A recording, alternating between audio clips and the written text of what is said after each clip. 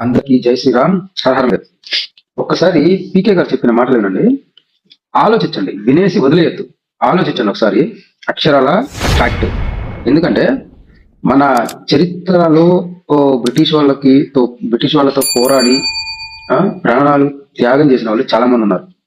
కానీ మనకి తెలిసినది చాలా తక్కువ.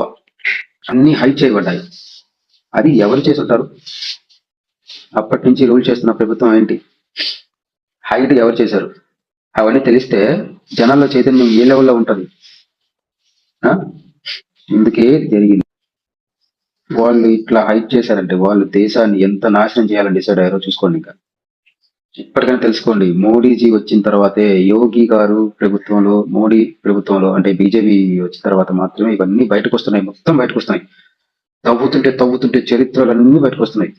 అరే, పవర్ ఉంటే చరిత్రల్ని క్లోజ్ చేశారు ఒకప్పుడు. ఇప్పుడు అదే పవర్ తో చరిత్రలన్నీ లోడి మన ముందు పెడుతున్నారు ఒక్కొక్కరు. చాలా ఉందబ్బా, చాలా ఉన్నాయి. గొప్ప గొప్ప చరిత్రలు అన్ని క్లోజ్ చేయబడ్డాయి. చూసుకోండి, ఆలోచించి ఓటేయండి. ఎవరిని గెలిపించుకోవాలో, ఎవరిని గెలిపించుకోకూడదో, వద్దనుకోవాలో మీరే డిసైడ్ అవ్వండి. సబ్స్క్రైబ్ లేదా ఫాలో చేసుకోవడం మర్చిపోవద్దు.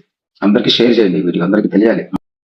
మనం చదువుకున్న టెక్స్ట్ బుక్స్ లో గానీ, స్కూల్ బుక్స్ లో గానీ ఎంతసేపు మొఘల్ తాలూకు గొప్పతనాన్ని చెప్పారు తప్ప మొఘల్ తాలూకు అరాచకాన్ని చెప్పలేదు.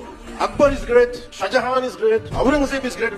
What they have done. Vijayanagara empire గురించి మాట్లాడాలి. ఇంతమంది కింగ్స్ ఉన్నారు, ఎవరి గురించి మాట్లాడాలి?